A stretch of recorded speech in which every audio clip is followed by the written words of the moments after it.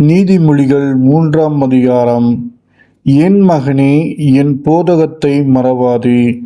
உன் இருதயம் என் கட்டளைகளைக் காக்கக் கடவது.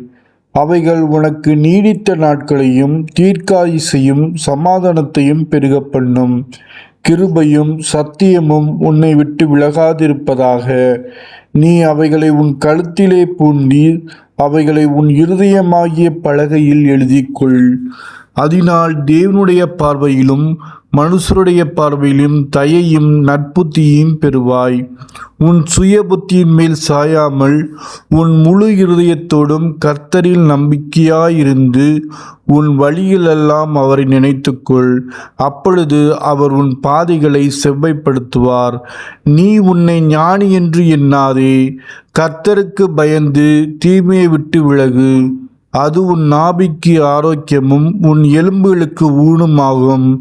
உன் பொருளாலும் உன் எல்லா விளையின் முதற்பொருளாலும் கர்த்தரை கனம் பண்ணு. அப்பொழுது உன் களஞ்சியங்கள் பூரணமாய் நிரம்பும்.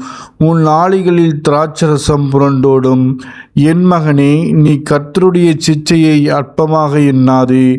அவர் கடிந்து கொள்ளும்போது சோர்ந்து போகாதே.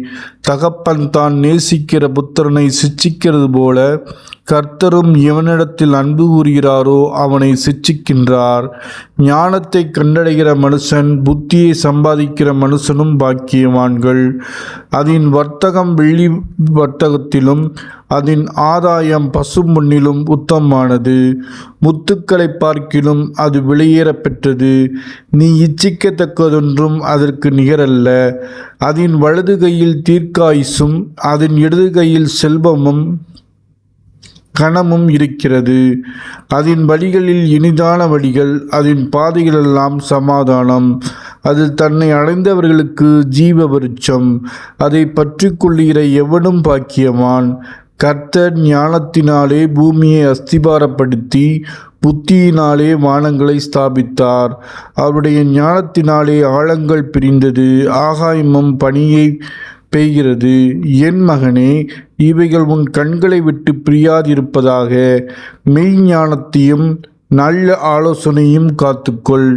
அவைகள் உன் ஆத்துமாவுக்கு ஜீவனும் உன் கழுத்துக்கு அலங்காரமாயிருக்கிறது.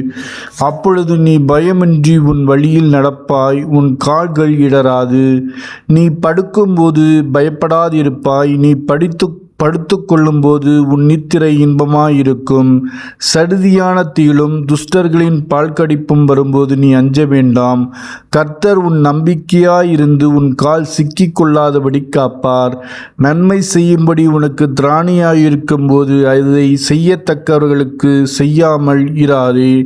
உன்னிடத்தில் பொருள் இருக்கையில் உன் அயலானை நோக்கி, நீ போய் திரும்பவா, நாளைக்கு தருவேன் என்று சொல்லாதே.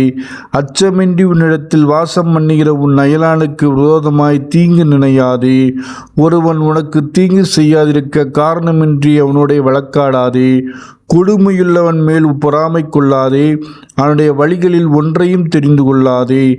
மாறுபாடுள்ளவன் கர்த்தருக்கு அருவருப்பானவன். நீதிமான்களுடைய அவருடைய இரகசியம் இருக்கிறது. துன்மார்க்குடைய வீட்டில் கர்த்தரின் சாபம் இருக்கிறது. நீதிமான்களுடைய வாசஸ்தலத்தையோ அவர் ஆசீர்வதிக்கிறார். இகழ்வோரை அவர் இகழ்கிறார், தாழ்மையுள்ளவர்களையோ கிருபை அளிக்கின்றார்.